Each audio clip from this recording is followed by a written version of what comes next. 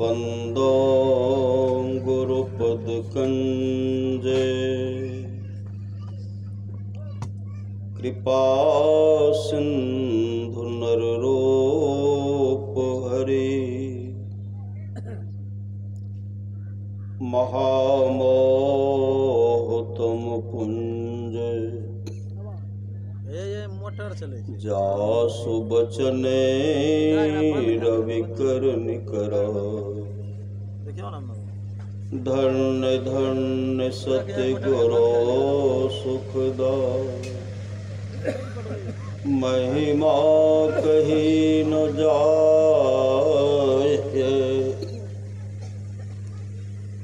जो कुछ कहो तुम्हारी कृपा मोते कछुनो बसाए। और व्यक्त रूप में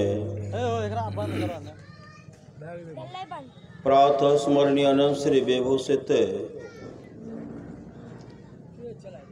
परम पूज्यपाद सदगुरु महाराज के चरणों में कोटि कोटि नमन। मंचासीन पूज बाबागण विशिष्ट गुरुजन उपस्थित सत्संग प्रेमी महानुभावों माताओं एवं बहनों सभी के अंदर में बैठे हुए परमात्मा को कोटि कोटि नमन। संत महात्मा लोग कहते हैं मनुष्य जीवन की सफलता भगवत प्राप्ति में है। यह तन बार बार मिलने को नहीं है, यह तन बार बार मिलने को नहीं है। इसलिए आगे की यात्रा के लिए अभी से भगवत भजन रूपी धन संग्रह करो। संत कबीर साहब ने कहने की कृपा की बार बार नर दे नहीं यह बीरड़े चेत सके तो चेत कहत कब बीरड़े कबीर सोई धन संचिए जो आगे का होए माथ चढ़ाए गांठरे जातन देखा कोय। करिए नित्य सत्संग को बाधा सकल मिटाए यह अवसर फिर ना मिले दुर्लभ नर्तन पाए। कहते हैं सत्संग नित्य कीजिए, जो भी बाधा है विपत्ति है मिट जाएगी। यह अवसर फिर ना मिले, कहते हैं यह मौका फिर हाथ आने वाला नहीं है। परमाराज महाराज की वाणी है थोड़ा सा भी सत्संग करो बड़ा लाभ होता है। अभी हम लोग रामचरित मानस से सुन रहे थे बड़े भाग पाइए सत्संगा बिना ही प्रयास हो ही भव भंगा। बड़े भाग से सत्संग मिलता है। अब परमाराज महाराज कहते थोड़ा सा भी सत्संग करो बड़ा लाभ। किनको किनको लाभ हुआ आप लोग जानते होंगे। बबन गांवा की बात है। परमाराध्य सदगुरु महाराज के पदार्पण से पहले ही उस घर में एक बच्चे की मृत्यु हो गई।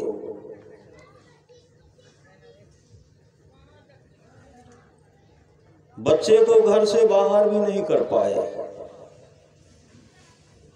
तब तक गुरुदेव का पदार्पण होता है।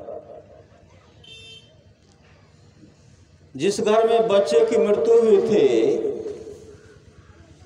गृहपति ने कहा बच्चा को जहां जाना था चला गया, लेकिन मेरा सत्संग नहीं गुजरे, मेरा सत्संग नहीं जाए, कोई आंसू नहीं बहाना। मां कैसे नहीं रोएगी? परिवार के लोग तो रोएंगे ही। सत्संग प्रारंभ हुआ, गुरुदेव प्रवचन कर रहे हैं और गृहपति बैठ करके सदगुरु को देख रहे हैं, आंसू बहा रहे, धारा पर आंसू बहा रहे। अंतर्यामी सदगुरु सब कुछ जानते हैं किस घर में इस तरह का घटना घटा है, लेकिन अनजान बन करके। परमाराश्र महाराज कहते हैं सत्संग कराने में बहुत खर्चा होता है, तो सत्संग का समय क्यों ले लेता है? जबकि गुरुदेव के पास उस दिन सत्संग के लिए बड़े बड़े पैरवी करने लगे, यहाँ दीजिए वहां दीजिए। गुरुदेव ने कहा अमुक समय का सत्संग जो होगा हम अपने मन से देंगे। अपने मन से सज्जन को बुला करके देते कि तुम सत्संग करो। आज गुरुदेव कहते हैं सत्संग कराने में बहुत खर्चा होता है, भोज भंडारा करना पड़ता है, विदाई करना पड़ता है। तो इतना डर था तो सत्संग का समय तुम क्यों लिया? गृहपति कुछ नहीं बोलते, गांव के लोग सब जानते हैं घर में बच्चे की मृत्यु हो गई। फिर गुरुदेव कहते हैं रोता है, लगता है इसका बेटा मर गया है, ऐसा रो रहा है इसका बेटा मर गया। उसी समय वह भक्त उठ करके खड़े हो गए, कहने लगे हाँ मेरा बेटा मर गया, मेरा बेटा मर गया। परमाराश्र महाराज कहते हैं ये क्या बोल रहे हैं? और उसमें बहुत सत्संगी थे, उठ कर कहते हाँ जो इनका लड़का मर गया। परमाराश्र महाराज कहते लड़का कहाँ है? कहते लड़का जो घर के दोग में रखा हुआ है, कपड़ा से ढका हुआ है। परमाराश्र महाराज उठे, फूल लेकर के जब आगे बढ़ने लगे, बच्चे की दादी छेक कर हुजूर अहाँ नहीं जाइयो, अहाँ छुआ जाइए। परमाराश्र महाराज कहते बच्चा जब जीवित रहता है उनके माता पिता कहाँ से कहाँ रखते हैं, जब बच्चे की मृत्यु हो जाती है वहां जाने के बाद छुआ जाता है। मैं भी एक फूल चढ़ा देता हूँ, मैं भी एक फूल चढ़ा देता हूँ। गुरुदेव गए, एक फूल ढकते हैं और कहते बच्चे की माँ कहाँ उठाओ और इसे दूध पिलाओ। दुखिया ने तो बगल में रो रहे थे, सुभद्रा की तरह रो रहे थे। दुखिया ने दौड़ करके बच्चे को उठाती है, बच्चे को दूध पिलाती है, बच्चा दूध पीने लगता है। श्री सदगुरु बच्चे को उठाया, बच्चा रोने लगा, बच्चा दूध पीने लगा। जो सत्संगी थे कहते श्री सदगुरु महाराज की जय, जो सत्संगी नहीं थे वो क्या कहते हैं, मैं ही बाबा की जय, मैं ही बाबा की जय। इस सत्संग की कृपा है। सत्संग से बढ़ करके कुछ है कहा नहीं जा सकता। इसलिए करिए नित सत्संग को, सत्संग नित और ध्यान नित संलग्नता के साथ कीजिए। परमाराश्र महाराज उस बच्चे का नामकरण की उसका नाम रखे हैं।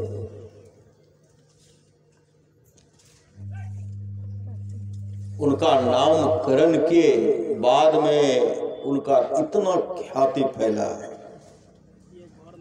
नामकरण के राम कुंड, अब बड़े जब हुए तो लोग उनको राम कुंड मंडल कहते थे। और गुरुदेव के समर्पित भक्त, समर्पण भक्त, और वो सत्संग में लग करके रहते थे। कितने वर्ष जीवित रहे? 95 वर्ष। 95 वर्ष। इस सत्संग की कृपा है। जिस बच्चे के लिए सत्संग हो रहा है, सबके जन्मदिन मनाना चाहिए, जन्मदिन मनाना चाहिए। परमाराश्र महाराज कहते रामचरितमानस में आया है, मति की रति गति भूत भलाई जब जही जतन, जहां जही पाई सो जानब सत्संग प्रभाव, लोक वेद न पाओ। आज ये तमाम चीजें आज तक जिस किसी को प्राप्त हुआ है, सत्संग के प्रभाव से जानना चाहिए। लोक और वेद में इसके मिलने का दूसरा कोई उपाय नहीं है। बड़े भाग पाइए सत्संग। आप लोग जानते होंगे भगवान बुद्ध की समय की बात है। भगवान बुद्ध सिंहासन पर बैठे हुए थे, आनंद बगल में थे। एक ब्राह्मणी अपने इकलौता पुत्र को लेकर आए। पुत्र का उम्र 5 वर्ष। ब्राह्मणी जब भगवान बुद्ध को प्रणाम करते हैं तो भगवान बुद्ध कहते हैं दीर्घजीवी बाबा। वह ब्राह्मण कुमार जब प्रणाम करते हैं तो भगवान बुद्ध कुछ नहीं बोलते। आनंद कहते बनते इनके माता पिता आपको प्रणाम किए तो आप इनको आशीर्वाद दिए। यह ब्राह्मण कुमार जब आपको प्रणाम किए तो आप कुछ नहीं बोले, भगवान इसे आशीर्वाद तो दीजिए। कई बार जो आग्रह किए कि भगवान इस बच्चे को आशीर्वाद दीजिए, भगवान बुद्ध कहते आनंद मैं इस बच्चा को क्या आशीर्वाद दूं, यह बच्चा तो मात्र 7 दिन जीवित रहेगा। इतना सुनते ही ब्राह्मण रोने लगे। आनंद कहते भंते इकलौता पुत्र है, कोई व्यवस्था कीजिए। भगवान बुद्ध कहते इसके लिए सत्संग कराना पड़ेगा, 7 दिन सत्संग कराना पड़ेगा। ऐसा घेरा बनाओ, घेरे के अंदर में 7 दिन तक सत्संग होगा। यह लड़का भी बैठ करके सत्संग सुनेगा। घेरा बनाया गया और घेरे के अंदर में 7 दिन तक सत्संग हुआ। धम्मपद और त्रिपिटक ग्रंथ का पाठ हुआ और भगवान बुद्ध 7 दिन तक सत्संग करते रहे। और वह ब्राह्मण कुमार सामने में बैठ करके एकटक भगवान बुद्ध को देखते थे और भगवान बुद्ध बच्चे को भी देखते थे, हर जगह नजर दौड़ाते थे। 7 दिन तक वह बच्चा सत्संग का श्रवण किया। 7वें दिन सत्संग समाप्त हो गया। 8वें दिन जब वह ब्राह्मण कुमार भगवान बुद्ध को प्रणाम करने के लिए गए तो भगवान बुद्ध कहते हैं दीर्घ जीवी भव। आनंद कहते भंते जो बच्चा मात्र 7 दिन जीवित रहने वाला था, 7 दिन तक जो सत्संग का श्रवण किया, आपने उनको आशीर्वाद दिया दीर्घ जीवी भव, यह कितने वर्ष जीवित रहेगा? भगवान बुद्ध कहते हैं 120 वर्ष। इस सत्संग का फल है। जन्मदिन के अवसर पर सत्संग होना चाहिए, इससे बढ़कर कोई शुभ काम नहीं है। भगवान बुद्ध सत्संग करते थे, उनके सत्संग में राजा बिंबिसार आते थे। भगवान बुद्ध कहते थे राजन आप अकेले सत्संग आते हैं, अपने पुत्र अजातशत्रु को भी सत्संग बुलाइए। अजातशत्रु के मन में, राजा बिंबिसार के मन में होता था भगवान बुद्ध के सत्संग में जो जाते सब सन्यासी बन जाते हैं। इकलौता पुत्र है, अगर वह सन्यासी बन गया तो विशाल राजपाट का देखरेख कौन करेगा, प्रजा का भरण पोषण कौन करेगा? भगवान बुद्ध कहते कहते थक गए। राजा बिंबिसार कभी भी अपने पुत्र को नहीं कहा कि सत्संग में चलो। अजातशत्रु भरे हुए अच्छा मित्र नहीं मिला। और आप लोग जानते होंगे अजातशत्रु अपने पिता को सिंहासन पर से धक्का मार करके नीचे कर देते हैं और सिंहासन पर बैठ जाते हैं। और इतना ही नहीं, सत्संग का भाव के चलते काश बुड्ढे को राजगीर के कारागार में बंद कर दो, खाना दाना बंद कर दो, पानी भी पीने के लिए मत दो। पुराने मंत्री के कहने पर सिर्फ उनको पानी दिया जाता था, हाथ में हथकड़ी पांव में बेरी, पानी भी नहीं देते थे। उनके शरीर के खून को मच्छर पी गए, राजगीर के कारागार में दम तोड़ दिए। भरी सभा में चर्चा हो रही थी। भगवान बुद्ध ने कहा था मैं राजा बिंबिसार से पहले ही कहा था अपने पुत्र को सत्संग में लाइए, लेकिन मेरे बात को कभी माना नहीं। अगर अपने पुत्र को सत्संग में लाते आज उनकी ऐसी दुर्गति नहीं होती। इसलिए अपने पुत्र को भी आप तमाम से कहा था, भगवान बुद्ध कहते हैं मैं आप तमाम से कहता हूं अपने पुत्र को भी सत्संग में लाइए। उस सत्संग में सेठ अनाथ पिंडक बैठे हुए थे। अनाथ पिंडक के मन में हुआ मुझे भी तो एक पुत्र है। अब पुत्र का नाम था काल। काल बहुत लंपट अपने घर के सामान को चुरा लेता था, अपने इकलौता पुत्र है। अनाथ पिंडक के पास इतना धन था, उनके कोष्ठागारों को, खजाना को, भंडारों को देवता करके भरा करते थे, देवता भरते थे। इतना धन इकलौता पुत्र फिर भी चुरा लेते थे। भगवान बुद्ध का सत्संग हो रहा था। सेठ अनाथ पिंडक अपने पुत्र काल से कहते काल भगवान बुद्ध का सत्संग हो रहा, सत्संग में तुम जाओ। काल कहते हमको सत्संग से कुछ लेना देना नहीं, हम सत्संग में नहीं जाएंगे। था लालची। सेठनाथ पिंडक कहते अगर सत्संग में तुम जाओगे तुमको 100 कारसापन देंगे।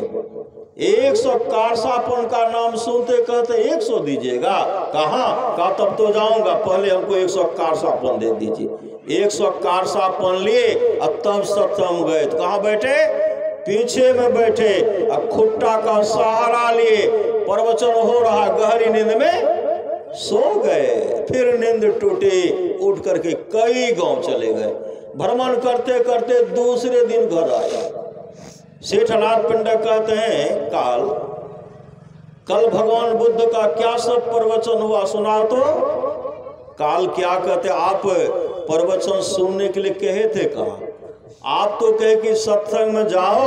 हम गए, हम सबसे पीछे बैठे, जैसे खुट्टा का सहारा लेते हैं गहरी नींद में सो गए। उठे तो कई गांव घूमते गांव तभी आए। आप सत्संग सुनने के लिए कहते तब तो हम सुनते। सेठनाथ पिंडक कहते हैं आज तुम फिर सत्संग में जाओ। कहा अब नहीं जाएंगे। सेठनाथ पिंडक कहते आज अगर तुम सत्संग में जाओगे तुमको 1000 कारसापन देंगे। था लालची। कहा जाएंगे तो 1000 दीजिएगा। कहा तब तो जाऊंगा, मुझे 1000 कारसापन दे दीजिए। अपने सामने में 1000 कारसापन का गट्ठर अलग करवाए। और जब सत्संग में जाने लगे सेठनाथ पिंडक कहते काल आज हम तुमको 1000 कारसापन दे रहे हैं और भगवान बुद्ध का जो जो प्रवचन होगा वह प्रवचन सुन करके सुनाना पड़ेगा। काल कहते हाँ पिताजी, आज मैं सत्संग में सबसे पहले जाऊंगा, सबसे आगे बैठूंगा, भगवान बुद्ध का जो जो प्रवचन होगा वह प्रवचन सुन करके सुनाऊंगा। गए, आगे बैठे तक शिवनारायण स्वामी कहते निहारो यारो गुरु मूर्ति की। और आजकल एक टक अपने सदगुरु भगवान बुद्ध को देख रहे हैं। भगवान बुद्ध का प्रवचन हो रहा है। प्रवचन सुनते सुनते काल को समाधि लग गई। सत्संग समाप्त हो गया। भगवान बुद्ध अपने निवास में गए, भक्त भी अपने अपने घर को चले गए। काल जब घर नहीं पहुंचे, अनाथ पिंडक देखते हैं कि बहुत विलंब हो गया, अभी तक काल सत्संग से नहीं आया है। मेरे पुत्र को क्या हो गया, इकलौता पुत्र क्या हो गया, यह सोच रहे थे। भगवान बुद्ध उनके मन की बात को जान गए। भगवान बुद्ध आंख बंद करते हैं, देखते काल को तो समाधि लग गई है। उसी समय भगवान बुद्ध सत्संग पंडाल में गए, काल ध्यानस्थ थे। उसी समय भगवान बुद्ध जाकर के कहते पुत्र काल उठो, तुम्हारा पिताजी तुम्हारा इंतजार कर रहे हैं। उठो पुत्र उठो, तुम्हारा पिताजी तुम्हारा इंतजार कर रहे हैं। जब आंख खोलते हैं भगवान बुद्ध के चरण में गिर जाते हैं। भगवान बुद्ध आगे आगे पीछे पीछे काल सेठनाथ पिंडक के यहाँ गए। भोजन का व्यवस्था हुआ, एक ही जगह भोजन बैठ करके खा रहे थे। दोनों खा रहे हैं। अनाथ पिंडक अपने पुत्र काल को देखते हैं कि काल तो अपने सिर झुका करके खाते थे। अनाथ पिंडक से नहीं रहा गया, कहते बनते कल जब सत्संग में काल सत्संग में गया, जब तक कारसापन लिया नहीं तब तक गया नहीं।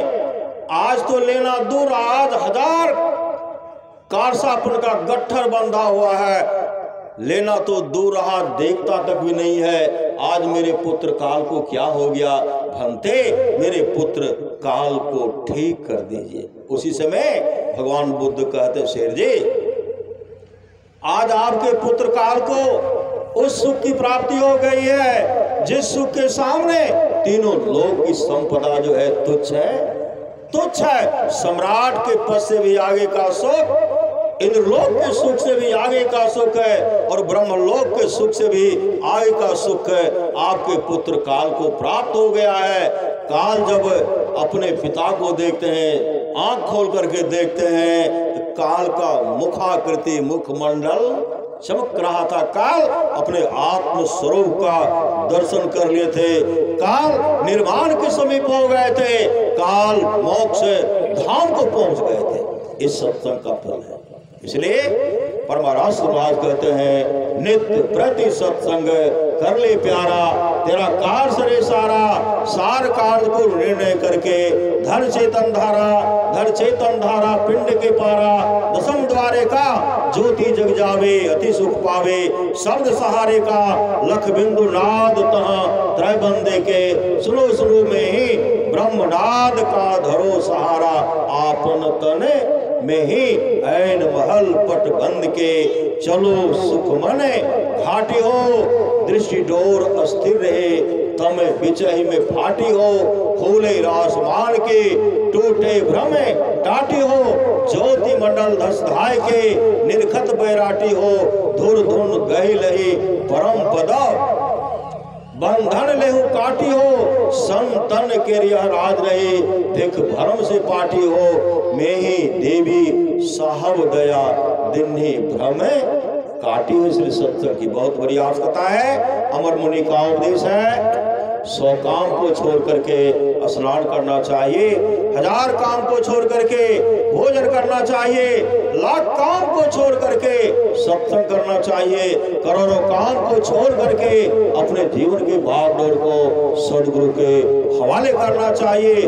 भगवान श्री कृष्ण कहने कृपा के निष्पाप उद्धव जी, कोई कितना भी अश्वमेध जप कर ले, कृष्ण चंद्रायण आदि व्रत कर ले, उसके द्वारा सुलभता से प्राप्त नहीं होता। बस एक सत्संग ऐसा जरिया है जिसके द्वारा सुलभता से प्राप्त हो जाता, उस भक्त के वश में हो जाता और उस भक्त का परम कल्याण हो जाता। पर महाराज सदमहाराज कहते हैं जिसके आसपास में सत्संग हो, वहां के लोग घर में बैठे रहे, सत्संग में नहीं आवे नहीं जाए, समझिए ऐसे लोगों का भाग संस्कार बहुत गिरा हुआ है। पुनः सदगुरुराज कहते हैं जो लोग बहुत दिनों से सत्संग करते आ रहे हैं, अभी कर रहे हैं, आगे भी करेंगे, वे महासुख के भागे होंगे, सुख का भंडार है, उसमें हिस्सा मिलेगा। पुनः सदगुरुराज कहते हैं थोड़ा सा भी सत्संग करो, बड़ा लाभ होता है। जितना लाभ की बहुत धन के मिलने, बहुत विद्या के पढ़ने न होता, उतना लाभ सत्संग से होता है। नित्य नियमित ढंग से सत्संग करो, सत्संग से खाली कोई मत रहो। अभी अमृत की वर्षा हुई, अध्यात्म ग्रंथ का सार ज्ञान कह दिया, जिसको याद रहा उसको अमृत मिला, जिसको याद नहीं रहा उसने अमृत को खो दिया। आप लोग जानते हो गुलिक व्याध क्या करते थे? डाका डालने का काम करते थे, लोगों का हत्या कर देते थे। डाका डालने के ख्याल से गुलिक व्याध निकले घर से, गांव में कहीं मौका नहीं मिला, घनघोर जंगल गए तो वहां एक भगवान विष्णु का मंदिर था। भगवान विष्णु का मंदिर जो था और उसमें मूर्ति था, भगवान विष्णु का मूर्ति सोने का था और मुकुट भी सोने का था। गुलिक व्याध किया कि जैसे मंदिर प्रवेश करते हैं, देखते हैं गांव में नहीं मिला लेकिन यहाँ मिला, ले जाऊंगा, इसको टुकड़ा कर करके बेचूंगा। जैसे मंदिर प्रवेश करते हैं उधर से उत्तम ऋषि निकले। अभी सुन रहे थे संत का लक्षण और संत का सुन रहे थे। जैसे उनमें प्रवेश करते हैं वह देखते हैं यही रास्ते का रोरा, यही संत है, पहले इसी का काम तमाम करूंगा। तलवार लेकर के दौड़ पड़े। उसी समय उत्तम ऋषि कहते भैया क्या करने के लिए जा रहे हो? यहां से धन ले जाओगे, परिवार का भरण पोषण करोगे, नरक में बहुत दुख भोगना पड़ेगा। गुलिक व्याध कहते कोई पाप भोगना नहीं पड़ेगा, सब परिवार के लोग बांट लेंगे, आधा आधा बांट लेंगे, कोई पाप का फल भोगना नहीं पड़ेगा। उत्तम ऋषि कहते भैया जमदूत घसीट करके ले जाएंगे, बहुत कष्ट भोगना पड़ेगा। इतने अच्छा ढंग से उनको समझाए। उसी समय उनके चरण पर गिरते हुए कहते हैं श्री सदगुरु, चरण पर गिरते हुए कहते हैं ऋषिवर मैं एक किया, मैं तो बहुतों का हत्या किया, मेरा उद्धार कैसे होगा, मेरा उद्धार कैसे होगा? हे ऋषिवर। ऋषि के चरण पकड़ करके रोने लगे, अपने आंसू उनके चरण को धो डाले और उनके चरणों पर प्राण को त्याग दिए। उसी समय उत्तम ऋषि क्या करते हैं, भगवान विष्णु का जो चरणोदक था उनके शरीर पर सींचते कहते ओम नमो भगवते वासुदेवाय। इस मंत्र का उच्चारण करते हैं, उससे एक दिव्य पुरुष निकलता है। कैसा पुरुष? भगवान विष्णु के रूप स्वरूप जैसा। वैकुंठ लोक से विमान आया, विमान पर बैठकर वह वैकुंठ लोक को चला गया। इस सत्संग का फल है और संत सदगुरु की कृपा है। बोलिए प्रेम से श्री सदगुरु महाराज की जय। श्री सदगुरु महाराज की जय। अभी आप पूज्य स्वामी विवेकानंद जी से सत्संग की महत्ता पर सुन रहे थे। श्री भगवान श्री कृष्ण के गुरु गर्ग जी महाराज ने बज्रनाभ के राजा को सत्संग की महत्ता को बताते हुए कहे थे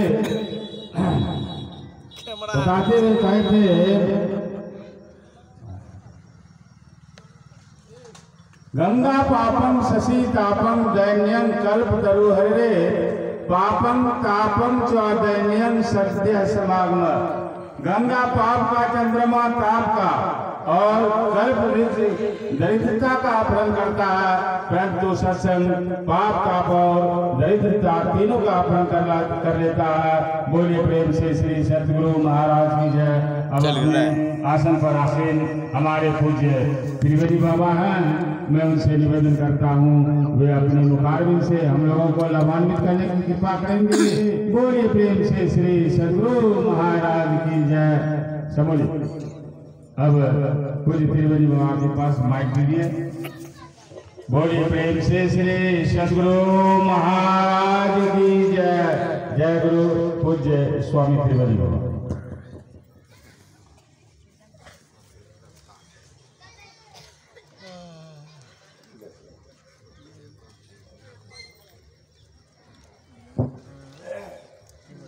ठंडा से कहाँ वृद्धा आदमी व्यवस्था से अपना के अरे अपना व्यवस्था से कहाँ भागे छी।